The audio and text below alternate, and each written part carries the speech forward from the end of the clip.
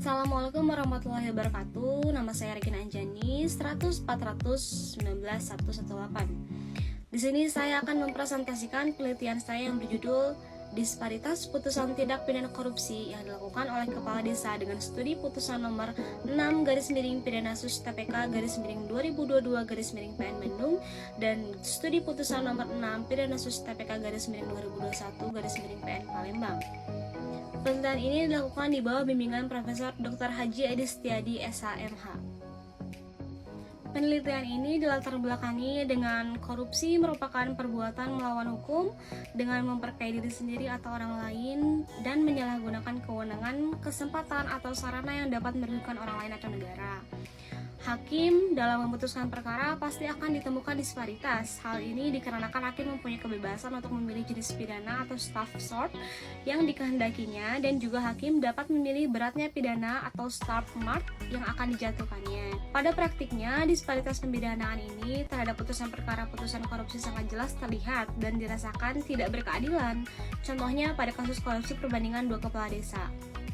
Dalam kasus pertama, telah terjadi suatu tindak pidana korupsi atas bantuan langsung tunai yang dilakukan oleh terdakwa Endang Saprudin bin Rukman selaku Kepala Desa Ngamplang, Kabupaten Garut.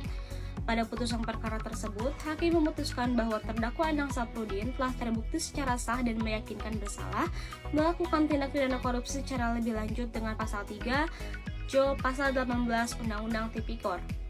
Dalam kasus kedua, hakim dalam pertimbangan putusan nomor sekian telah terjadi suatu tindak pidana korupsi atas bantuan langsung tunai pula yang dilakukan oleh terdakwa Askari bin Salimin selaku Kepala Desa Sukawarno, Kabupaten Musirawas. Pada putusan perkara tersebut, hakim memutuskan bahwa terdakwa Askari bin Salimin telah terbukti secara sah meyakinkan bersalah melakukan tindak pidana korupsi dengan pasal 2 ayat 1 Undang-Undang Nomor 20 Tahun 2001 tentang Undang-Undang Tipikor. Terhadap hal ini, apabila dibiarkan ke depannya, disparitas putusan hakim akan terus terjadi apabila keputusan pidana tersebut tidak dianggap tidak tepat dan nantinya akan menimbulkan reaksi kontroversial. Hasil pembahasan yang pertama yaitu pertimbangan hakim dalam perkara nomor 6 Pidana-Sus TPK-2022-PN Bandung dengan hal yang memberatkan. Yang pertama, perbuatan terdakwa mengakibatkan kerugian negara sampai dengan jumlah 374 juta rupiah. Yang kedua, terdakwa terbelit-belit dalam memberikan keterangan mengenai alur kemana hasil korupsinya digunakan atau follow the money. Hal yang meringankan, terdakwa bersikap sopan di persidangan, terdakwa mengakui dan menyesali perbuatannya. Dalam perkara nomor 6 Pidana-Sus TPK-2021-PN Palembang dengan terdakwa Askari bin Salimin, hal yang meringankan yaitu terdakwa belum pernah dihukum. Yang kedua, terdakwa bersikap sopan di persidangan dan mengakui perbuatannya. Hal yang memberatkan terdakwa, yang pertama, terdakwa melakukan perbuatan dalam keadaan bencana pandemi COVID-19. Yang kedua, perbuatan terdakwa membayar uang muka mobil Daihatsu Ayla untuk wanita simpanan yang masih mempunyai suami atau perbuatan amoral. Dilihat dari sisi kualitas putusan, menurut penulis ada yang mengganjal dan patut dicermati dengan seksama. Yang pertama, dalam sanksi pidana KUHP dikenal dengan sanksi pidana minimum dan maksimum.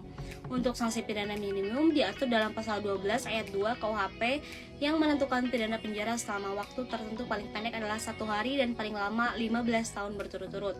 Jika berkaitan dalam kedua kasus tersebut, maka peristiwa seorang hakim menjatuhkan vonis adalah berkaitan dengan tugas seorang hakim, dan pada akhirnya putusan hakim yang terbentuk juga akan mengundang disparitas dengan ketidakseragaman pemahaman terhadap hukum tindak pidana korupsi yang akan menjadi penghalang dalam penegakan hukum.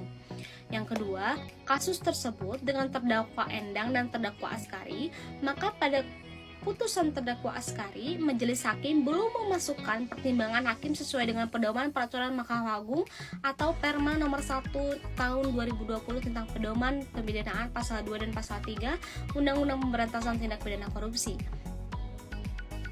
Yang ketiga, menurut hemat penulis, jika dikaitkan dengan teori penjatuhan putusan hakim dalam mempertimbangkan suatu perkara, seharusnya pada terdakwa Askari, hakim sesuai dengan teori ration dekin dendi, di mana didasarkan pada filsafat dasar dengan mempertimbangkan segala aspek yang berkaitan dengan pokok perkara yang disengketakan.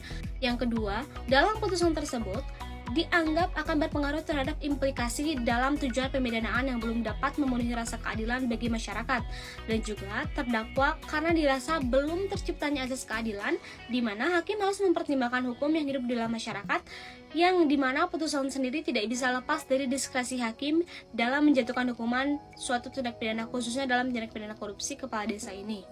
Kesimpulan yang pertama merupakan pertimbangan hakim dalam menjatuhkan putusan pidana terhadap pelaku tindak pidana korupsi merujuk pada pasal 2 ayat 1 dan pasal 3 Undang-Undang Tipikor. Majelis Hakim dengan terdakwa Endang Serapuddin sudah mempertimbangkan kerugian negara berdasarkan Perma nomor 1 tahun 2020 tentang pedoman pemidanaan pasal 2 dan pasal 3 Undang-Undang Tipikor, di mana perma tersebut memuat kualifikasi tentang tinggi dan rendahnya efek perbuatan korupsi terhadap kerugian keuangan negara atau ekonomi negara, tingkat kesalahan, dampak, serta keuntungan. Namun dalam terdakwa Askari belum menerapkan perma tersebut, sehingga putusan ini belum mencapai keadilan karena masih ada ketimpangan hasil putusan yang sangat jauh, yaitu 8 tahun penjara bagi terdakwa Askari, dan jika dibandingkan dengan terdakwa Endang yang hanya 3 tahun saja. Kesimpulan yang kedua, dalam kedua putusan tersebut dianggap akan berpengaruh terhadap implikasi dalam tujuan pemidanaan yang dirasa belum terciptanya azas keadilan, di mana hakim harus mempertimbangkan hukum yang hidup di masyarakat. Putusan sendiri tidak bisa lepas dari diskresi hakim dalam menjatuhkan hukuman dalam suatu tindak pidana, khususnya dalam tindak pidana korupsi kepala desa ini. Namun di sisi yang lain, hakim juga mempunyai kebebasan yang sangat luas untuk memilih jenis pidana yang ia kehendaki. Jika implikasi disparitas pemidanaan dikaitkan dengan tujuan pemidanaan, maka diharapkan tidak akan mengganggu kepada upaya kemudian hari kejahatan yang telah dilakukan hari ini tidak terulang kembali.